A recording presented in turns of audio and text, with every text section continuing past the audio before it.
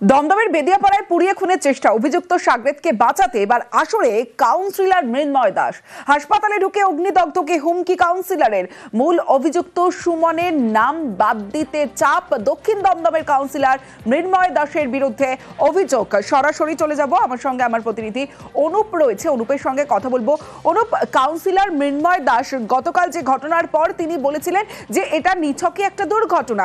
এবার যে অভিযোগ উঠছে যে হাসপাতালে গিয়ে তার যে মূল অভিযুক্ত সুমন, তার সাগরেদের নাম বাদ দিতে বা চাপ দেওয়া হচ্ছে।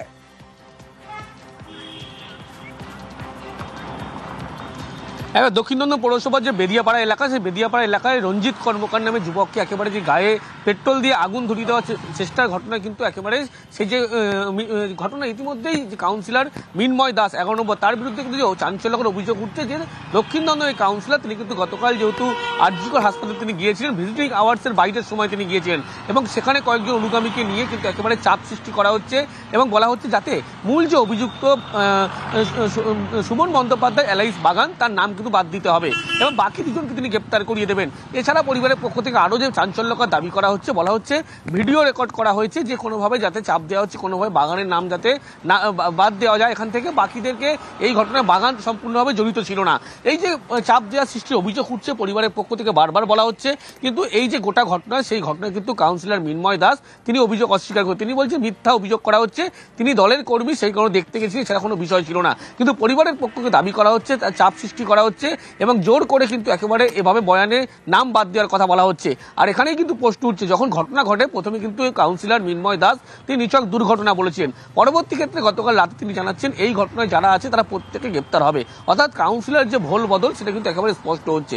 এবং এই মৃন্ময় দাসের বিরুদ্ধে যে অভিযোগ উঠছে, পরিবারের পক্ষ থেকে অভিযোগ করা হচ্ছে বাড়িতে প্রথমে হুমকি দেওয়া হয়েছিল দলবল নিয়ে, কেন তার নাম বলেছে, পরবর্তী ক্ষেত্রে হাসপাতালে তিনি পৌঁছান, কিন্তু আরজিকরের মতো হাসপাতাল ভিজিটিং আওয়ার্সের বাইরে কি করে উঠলো, এই বিষয় নিয়েও কিন্তু পরিবার ইতিমধ্যেই প্রশ্ন তুলছে।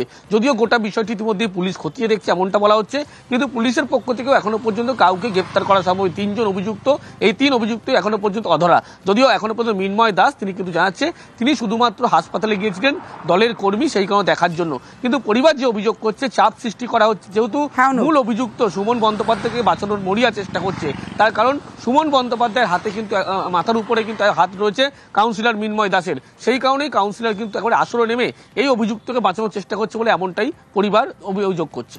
বেশ, হাসপাতালে হুমকির অভিযোগ অস্বীকার, পরিবারের অভিযোগ মিথ্যে বলে দাবি কাউন্সিলরের, আক্রান্ত দলীয় কর্মীকে দেখতে হাসপাতালে বলে দাবি। এবং যে অভিযুক্ত কাউন্সিলর মৃন্ময় দাস তিনি দাবি করছেন অভিযুক্তরা সবাই গ্রেফতার হবে।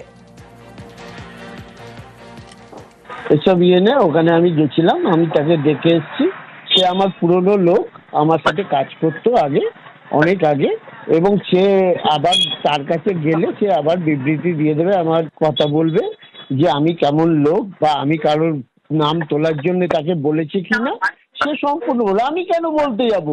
পুলিশ ইনভেস্টিগেশন করে যাকে যাকে দোষী সাব্যস্ত করবে তাকে চরম শাস্তি দিক। দেখো, অভিযোগটা পুরোটাই মিথ্যে, বাজে একটা রাজনীতি গিয়ে, এটা এখানে রাজনীতির কোনো সম্পর্কই নেই এখানে।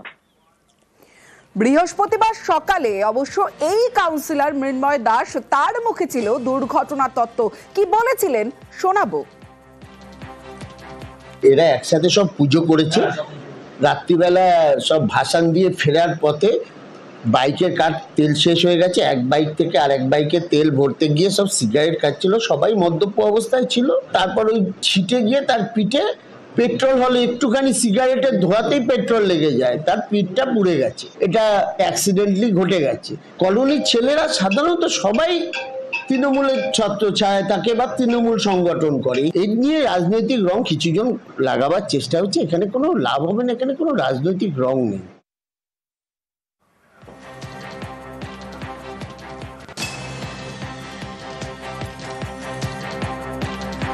যুবকের গায়ে পেট্রোল ছুঁড়ে আগুন, যুবকের গায়ে পেট্রোল ছুঁড়ে আগুনের বাড়ির সামনে যুবকের গায়ে আগুন,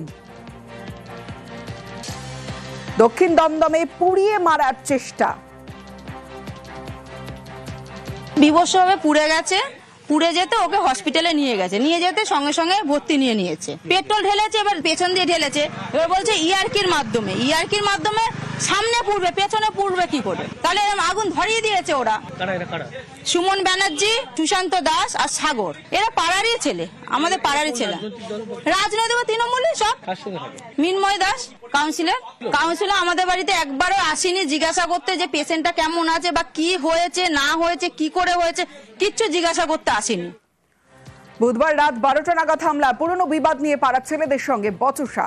ঠাকুর বিসর্জন দিয়ে বাড়ি ফেরার পথে হামলা, অভিযোগ পিছনে থেকে তার গায়ে পেট্রোল ছোড়া হয়, তারপরে আগুন লাগিয়ে খুনের চেষ্টার অভিযোগ।